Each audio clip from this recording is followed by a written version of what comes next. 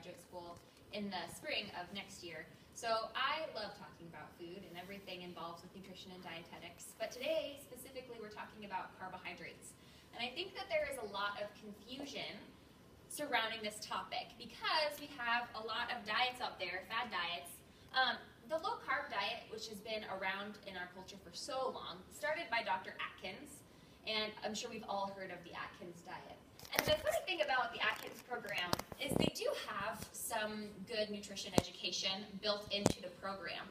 But the problem with programs like this is they have so many substitution products. So if you go down the diabetes aisle, like next to a pharmacy, they're going to have low-carb everything from caramel chocolate bars to toffee to Reese's. And so what we're really doing is taking out wholesome carbohydrates and giving carbohydrates in general a bad name, and then throwing all of these really heavily processed, very artificial food products at the consumer because they've been convinced that carbohydrates are just demons. So what we really need to do is look at carbohydrates in a whole picture and figure out, okay, well, what type of carbohydrates are we focusing on, and which carbohydrates do we need to consume, which should we consume less. And I think that we get ourselves into a little bit of a rut by defining things as good or bad. Especially when working with clients at Good Life Fitness, we get this idea that we have to make a list of foods that we can eat and foods that we cannot eat, which is just going to set us up for failure because for example, if you tell a child that they can't play with this certain toy, they can play with any other toy at all, but they can't have that toy. You know what toy they're going to always beg for and cry for is the one they have been told that they can't have. Because it's just the way that our mind works. If you're told no, you can't eat a certain food product, or you should avoid a certain food product, you immediately are more drawn to it because you feel like, well, who are you to tell me what to do? Like, I'm going to eat that. You can't tell me what to eat. And so we see that sort of backlash over and over again with nutrition, and especially with carbohydrates. And there are so many programs. These are only 3 out of a bunch of them. And I actually do another lunch and learn about nutrition myths and misconceptions, and what inspired that lunch and learn was I went to Barnes & Noble looking for a specific book about veganism because I had a vegan client and I wanted to get this book for her so she could read it because it was about how to make a balanced diet on a plant-based diet. So I went to the bookstore and I was just overwhelmed, and I left completely frustrated without the book that I wanted because I just got so sad with how much information there was on the market. That was most low-carb diets are geared towards people who want to lose weight. And if we're in a spot where we want to lose weight, that automatically sets us up for vulnerability because we are already kind of down on ourselves. We want to see results. We don't know what to do. So we are attracted to these programs that promise quick results. And a lot of these programs cut out carbs. And the reality is carbohydrates are just one group of macronutrients out of 4. Carbohydrates is one of them, protein, fat, and then water. So those are 4 macronutrients. We need all 4 to function properly. We need all 4 to create a body that thrives instead of just gets by from day to day. So with that said, we're going to talk a lot about carbohydrates today, and I want it to be really interactive. So has anybody tried a low carbohydrate diet before? Yeah, I know that I've tried them all, just growing up, always being interested in nutrition. So how did it make you feel, if you don't mind sharing? Kind of tired, lethargic? At first, deprived. Cranky, yeah. And so with low-carb diets, they deprive you of your body's main energy source. Carbohydrates are truly your body's best and quickest source of energy. So by eliminating carbohydrates, so most people when they think of carbs, they think of bread and pasta and things like that. But also, like the South Beach diet, the first week of the program, you have to give up all fruit. And that's in a way to get you to stop craving sugar, which I think is just the worst thing that you could do, because it's going to make you crave sugar even more. After that first week, you're going to dive headfirst into a bucket of Halloween candy.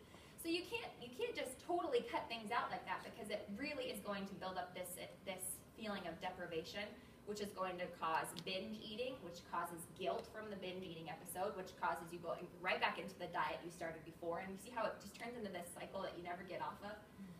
So these diets are not built on successful long-term results. They're built on, okay, well, how much weight can you lose in the first month of your program, and how we can use that testimonial to really promote our program and get others to follow that same routine. So they want you to see results in the first month and then not afterwards. Yeah.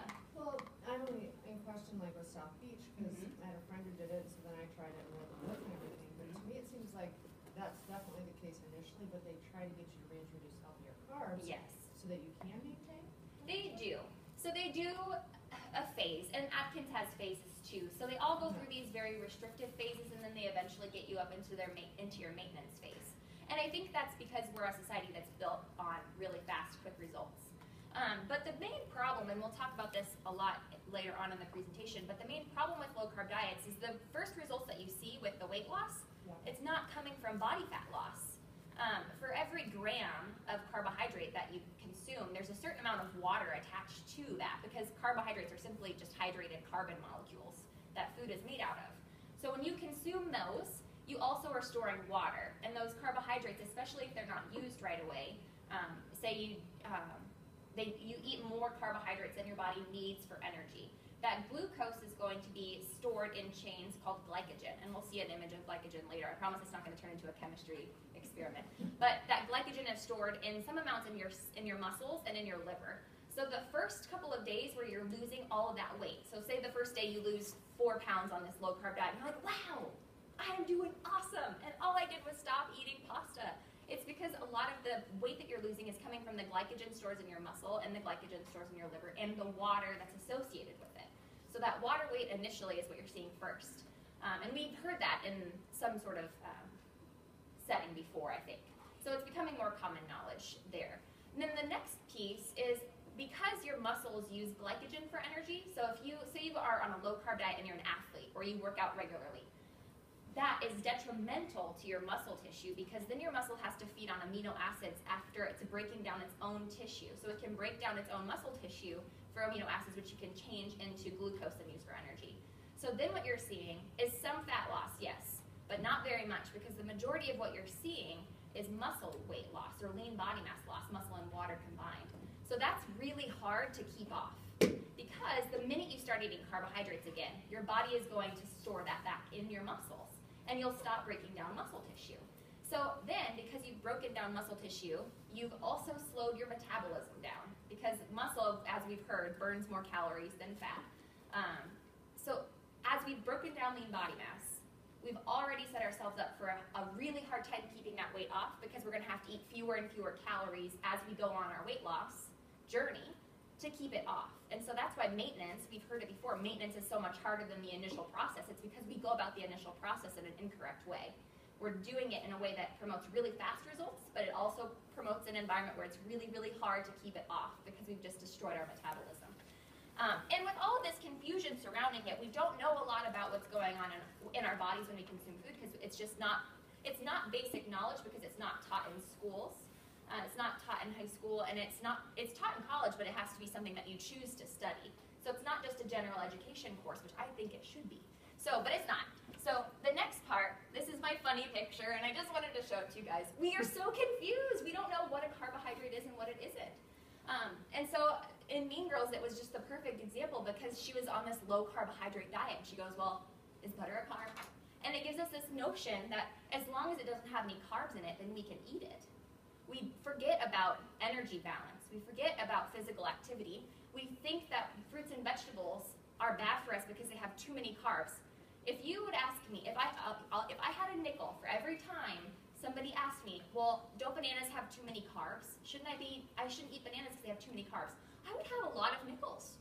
It's such a common question. And so many people think that sweet potatoes, too many carbohydrates, so they shouldn't eat them. And the type of carbohydrate means so much more than, I would rather my clients eat complex carbohydrates than have a diet that's made up of meat and butter. And so many diets that are low carb promote eating a lot of meat, eating less fruits and vegetables, eating less whole grains, and so they're setting you up for a lot of problems later on in terms of your health with your digestive system. Because a lot of great complex carbohydrates are full of fiber, which keep your digestive tract really healthy and functioning. So we'll move on into the types of carbohydrates. Any questions about the diets or anything regarding certain low-carb diets at all? Or anything that you've heard, a myth or anything? Okay. The first series of carbohydrates are simple carbohydrates. So these are going to be your basic honey, table sugar, which is sucrose, glucose or fructose. So they're basically either a single saccharide molecule or a single sugar molecule, or two that have been combined together. And that's just called a disaccharide. So that would be basic table sugar. And these, you can see that if these were to go into your digestive tract, they wouldn't take a whole lot to break down in comparison to when we move on into larger structures. So since these are so easy to digest, they go straight into the bloodstream as glucose or as fructose. And this can cause a lot of problems. I put a lot of information in terms of the glycemic index on your packet. The glycemic index was developed as a tool for diabetics to use to help manage their blood sugars.